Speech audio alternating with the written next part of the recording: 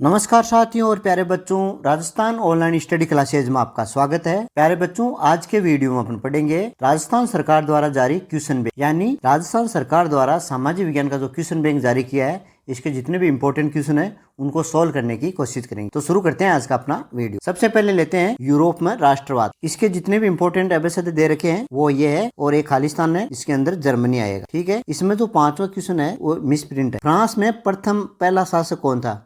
तो इसमें दो ऑप्शन है। फ्रांस में प्रथम सम्राट तो है नेपोलियन, और फ्रांस की क्रांति के समय जो शासक था वो था लुई 16वां। बाकी क्वेश्चन एज इट ओके है। इसके बाद में चलते हैं वेरी शॉर्ट क्वेश्चन में। वेरी शॉर्ट क्वेश्चन है, ये 18 क्वेश्चन दे रखे हैं यूरोप में राष्ट्रवाद के। पहला है, क्रांति के बाद स्टेट जनरल का नाम बदलकर नेशनल असेंबली कर दिया गया था। फ्रांस के लोगों का अंतिम राजा था लुई फिलिप। फ्रैंकफर्ट संसद का आयोजन कहाँ हुआ था? तो ये होता फ्रैंकफर्ट शहर के सेंट पॉल चर्च में। ठीक है, उसके बाद में जर्मनी के एकीकरण के जनक कौन था? तो ये था ओटोमन बिस्मार्क। जर्मनी महासंघ की स्थापना कब हुई थी? तो ये 18 जनवरी 1971 को हुई थी। इटली के एकीकरण के जनक जुसेप्पी मित्तेस्नी। अगला क्वेश्चन है, जब फ्रांस छींकता है तो बाकी यूरोप को सर्दी जुकाम हो जाता है। ये वाक्य बोला था मेटरनिक ने। उसके बाद में 8वां क्वेश्चन है, United kingdom of the great Britain का गठन ये 1707 ईस्वी में हुआ था। वियना सम्मेलन की अध्यक्षता किसने की थी? ये फ्रांस में हुई थी वियना संधि, और इसकी अध्यक्षता मेटरनिक ने की। वर्साई शहर कौन से देश में है? ये फ्रांस में है। अगला क्वेश्चन है 11वां, इटली अपनी एकीकरण से पूर्व कितने राज्यों में बटा हुआ था? ये 7 राज्यों में बटा हुआ। 12वां क्वेश्चन है, टूटी हुई बेड़ियां ये है आजादी का प्रतीक है। अगला क्वेश्चन है, जर्मनी के एकीकरण के पश्चात जर्मन के सम्राट किसे घोषित किया गया था? दी विलियम प्रथम। उसके बाद में अगला क्वेश्चन है 14वां, बाल्कन क्षेत्र में कौन कौन से क्षेत्र आते हैं? इसमें रोमानिया, बुल्गारिया, यूनान, यूक्रेशिया ये सब इसी में आते हैं, ग्रीस वगैरह। अगला क्वेश्चन है, कुस्तुतमिनिया की संधि कब हुई थी? तो ये 1832 ईस्वी में। इसका संघर्ष है वो 1821 ईस्वी में हुआ था। अगला क्वेश्चन है, इटली के क्रांतिकारियों का गुप्त संगठन कौन था? ये कार्बोनरी गुप्त संगठन था। जर्मन राष्ट्र का रूपक कौन सा? जर्मेनिया। ये जर्मनी नहीं है, यहाँ पर जर्मेनिया। उगते हुए सूर्य की किरण किसका प्रतीक है? नए युग की शुरुआत। तो ये हो गया शॉर्ट वाले क्वेश्चन। उदारवाद से क्या अभिप्राय है? तो आज़ादी की भावना रखना, ये हो जाएगा पहला का। दूसरा, जनमत संग्रह क्या है? तो इसके बारे में ये हो जाएगा। स्टेट जनरल का चुनाव कौन से नागरिकों द्वारा किया जाता है? सक्रिय नागरिकों द्वारा। इसका उत्तर ये हो जाएगा। जैकोबिन क्लब की स्थापना रोबेस्पियर। और इसके अलावा 1804 की नागरिक संहिता से आप क्या समझते हैं उसके बारे में आप ये लाइनें लिख सकते हो, विशेषाधिकार के बारे में लिख सकते हो। अगला क्वेश्चन है, ब्रिटेन में राष्ट्रीय गान का नाम लिखिए। राष्ट्रीय गान कौन सा था उस टाइम? ये था। ठीक है, उसके बाद में अपन देखते फ्रांसीसी सैनिकों का पोशाक कैसी थी? नीली, सफ़ेद और लाल की पोशाकें थी इसकी। इनके अलावा कल्पनादर्श यूटोपिया क्या है? एक ऐसी समाज की कल्पना करना जो वास्तव में होना संभव नहीं हो। इसका उत्तर ये हो जाएगा। इसके अलावा इटली के एकीकरण में योगदान देने वाले 4 ये है, जुसेप्पे मित्तेस्नी, विक्टर एनुअल, काबूर और गैरिबाल्डी। ये क्रांतिकारी था, ये राजा था, ये प्रधानमंत्री था, और ये एक नाविक था। ठीक है, तो ये हो गए शॉर्ट वाले फर्स्ट टाइप के। अब देखते हैं सेकंड टाइप। सेकंड टाइप का जो क्वेश्चन है, देखो पहला है, फ्रांस में नेपोलियन द्वारा प्रारंभ की नागरिक संहिता के 4 विशेषता ये दे रखी है। इनमें से कोई सी 4 विशेषता आपको लिखनी है। रूढ़िवादी क्या है? तो इसके बारे में ये लिखना आपको। 1815 वियना संधि के बारे में ये लिख देना पूरा।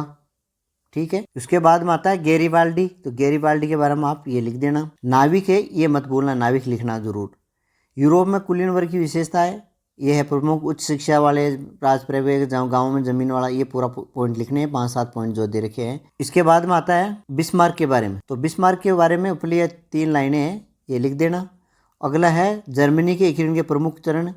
तो इसके 4 चरण दे रखे हैं, 3 जर्मनी के, ये 1, 2, 3 ये याद रखना है। डेनमार्क परसा युद्ध, ऑस्ट्रिया परसा युद्ध और फ्रांस परसा युद्ध, इनके बारे में थोड़ा थोड़ा आपको लिखना है। उसके बाद में है यूनान की जो घटनाएं हैं प्रमुख क्रमबद्ध वो लिखनी है। तो इसमें यूनान कह दो चाहे ग्रीस कह दो, एक ही बात है। ठीक है, तो इसके बारे में आपको ये पॉइंट लिखने हैं। इंग्लैंड और आयरलैंड प्रभुत्व वाला, इसमें आपको ये पॉइंट लिखने हैं। जुसेप्पे मित्तेस्नी के बारे में इंपॉर्टेंट ये पॉइंट आप डाल देना, मेन ज़्यादा डिटेल में नहीं लिखना है इसको। लास्ट वाला है राष्ट्र निर्माण में लोक सांस्कृतिक भूमिका के बारे में आपको 2-3 पॉइंट ये लिखने हैं। अगला टॉपिक रहेगा अपना लॉन्ग आंसर वाले, यानी जो डिटेल से लिखना है उनके बारे में। तो पहला पॉइंट है जर्मनी एकीकरण के बारे में, ये बिल्कुल चार्ट बना देना और ये पॉइंट मेन इसके बारे में लिख देना। ठीक है, ये हो गया पूरा जर्मनी के बारे में। और दूसरा है बाल्कन प्रदेश में राष्ट्रवादी तनाव क्यों पनपा, इसके लिए आप ये पूरा लिख देना, ठीक है। 5-4 पॉइंट है जो भी। उसके बाद में इटली के एकीकरण के बारे में बताना है, कौन कौन से राज्य थे उनके बारे में और कौन कौन लोगों ने किया था। तो ये 7 राज्य हैं और ये 4 लोग हैं जिन्होंने आज़ादी के बारे में बताया था। इनके बारे में शॉर्ट 4-4 पॉइंट दे रखे हैं, ये लिख देना, सफिशिएंट है। फ्रांस के बीच सामूहिक भेदभाव करने के लिए इसका जो उत्तर हो जाएगा ये हो जाएगा। और इसकी एक ट्रिक की भी बताई थी आपने, अगर वीडियो देखा है तो, विधान की प्रति भावना, यहाँ से वी से विचार, द से ध्वज, ने से नेशनल, कैसे केंद्रीय, भ से भाषा, वैसे व्यापार, नापने की इकाई, ये 4-5 चीज़ों के बारे में लिखना है, क्या क्या चेंजिंग आया था ये। तो इस तरह से पहला टॉपिक अपना कंप्लीट हुआ। दूसरा है भारत में राष्ट्रवाद। पहले था यूरोप में राष्ट्रवाद, अब है भारत में राष्ट्रवाद। तो इनका जो आंसर है वो यहाँ पर दे रखे है और 2 जो प्रमुख खालिस्तान है उनके बारे में भी दे रखा है, ठीक है। तो ये तो हो जाएगा आपका शॉर्ट वाला। इसके अलावा आपको कुछ शॉर्ट क्वेश्चन है, उनके जवाब देने हैं। तो पहला है, स्वराज पार्टी का निर्माता कौन थे? मोतीलाल नेहरू और सी.आर. दास। दूसरा है, गांधी जी के राजनीतिक गुरु कौन थे? गोपाल कृष्ण गोखले। गांधी जी इरविन समझौता 5 मार्च 1931 को हुआ था। इसके अलावा जलियांवाला बाग की घटना है, ये 13 अप्रैल 1919 को अमृतसर में जलियांवाला बाग में हुई थी। खिलाफत आंदोलन के 2, शौकत अली और मोहम्मद अली, ये हो गया। वंदे मातरम गीत के बंकिम चंद्र। इसके अलावा 7वां क्वेश्चन है, पूर्ण स्वराज की मांग कांग्रेस ने किस अधिवेशन में की थी? तो ये लाहौर अधिवेशन में की थी 1929 में। उसके अलावा बारदोली आंदोलन का नेतृत्व किया था वल्लभ भाई पटेल ने 4 फरवरी 1928 को। चौरा चौरी की घटना है, ये 4 फरवरी 1922 को हुई थी, ठीक है। पैकेटिंग का मतलब क्या है, इसकी परिभाषा ये समझा रखी है। इसके अलावा पहला विश्व युद्ध कब से कब तक चला था? तो 1914 से 1918 के बीच तक। वर्साय की संधि कब हुई थी? तो ये हुई थी, वर्साय की संधि है वो 1919 में हुई थी। ईस्ट इंडिया कंपनी भारत में कब आई थी? तो ये 1608 में आई थी। इसके अलावा हिंद स्वराज नामक पुस्तक महात्मा गांधी जी ने लिखी थी। और बेघर क्या है, इसकी यह परिभाषा दे रखी है 2 शब्दों में। और ये 2 डेट है असहयोग आंदोलन। इसके अलावा लास्ट में 2 डेट दे रखी है, फरवरी 1922 और 7 सदस्य। तो ये हो गया आपके छोटे क्वेश्चन। अब लघुरात्मक प्रश्न फर्स्ट टाइप के हैं, उसके जो 5 क्वेश्चन है वो देख लेते हैं। प्रथम विश्व युद्ध के बारे में पहला क्वेश्चन है, प्रथम विश्व युद्ध में मित्र राष्ट्र में कौन कौन से देश शामिल थे? तो इसमें America, England, France, Japan, Italy, ये थे। साइमन कमीशन क्या था, इसके बारे में ये लाइन दे रखी है। इसका विरोध क्यों किया था? क्योंकि इसमें एक भी भारतीय नहीं था। दलित वर्ग एसोसिएशन की स्थापना किसने की थी? तो अंबेडकर ने की थी 1930 में। इसके अलावा पुन्ना पैक्ट कब और किन के मध्य हुआ था? तो ये 1932 में हुआ था, महात्मा गांधी और अंबेडकर के बीच। गोलमेज सम्मेलन का उद्देश्य क्या था? अंग्रेजों द्वारा भारत में संवैधानिक सुधार के लिए, बस ये चीज़ याद रखनी है। 1930 में 3 सम्मेलन हुए थे। गिरमिटिया मजदूर कौन थे? ये इसके बारे में दे रखा है, ठीक है। तो ये तो हो गया शॉर्ट वाले। अब उसका नमूना जो दूसरा टाइप का है वो और देख लेते हैं।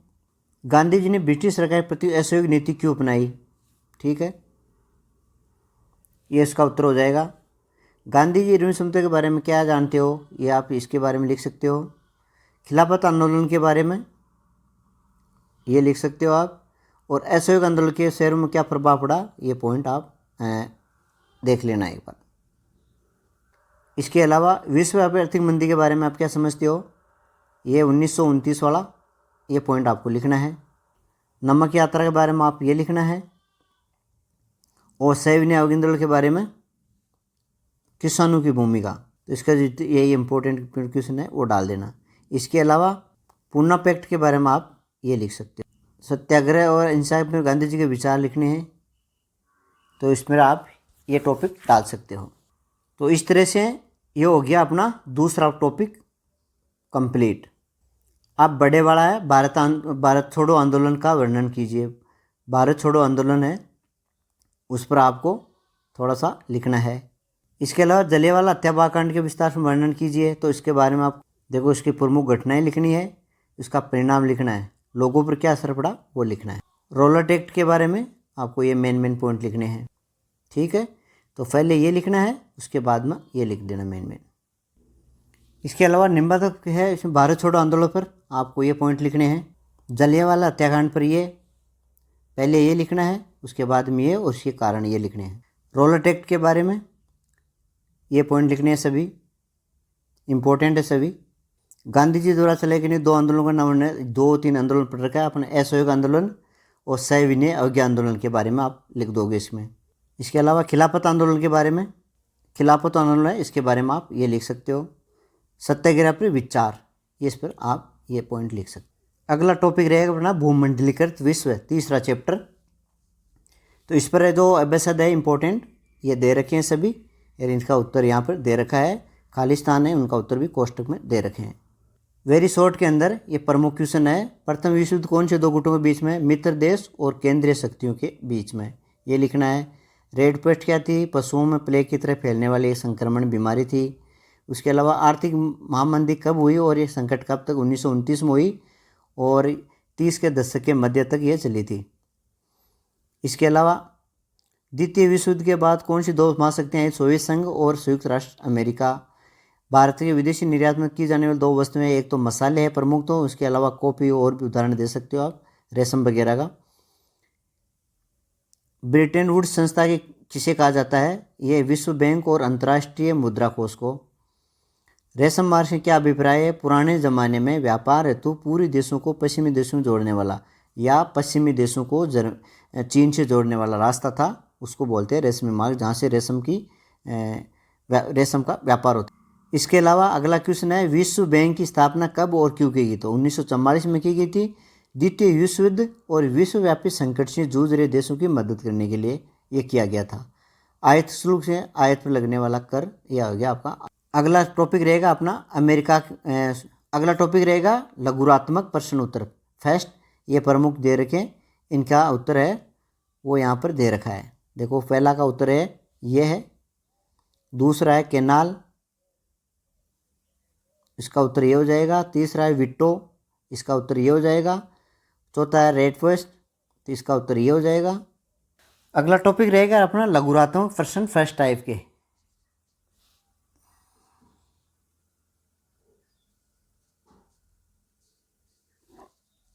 तो इसमें पहला का उत्तर तो हो जाएगा ये, दूसरा हो गया आपका ये सदी है, साड़ी नहीं है। अब विट्टो के बारे में आप ये हो जाएगा। रेड अफ्रीका क्या, इसका उत्तर ये हो जाएगा। और लास्ट वाला असेंबली लाइन है, ये इसका उत्तर ये हो जाएगा। अब बड़े वाले क्वेश्चन है, इसके अंदर पहला क्वेश्चन का उत्तर आप ये लिख देना।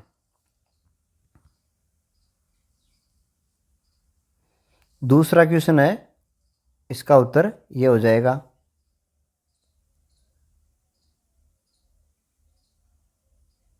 तीसरा क्वेश्चन है, उसका उत्तर ये हो जाएगा।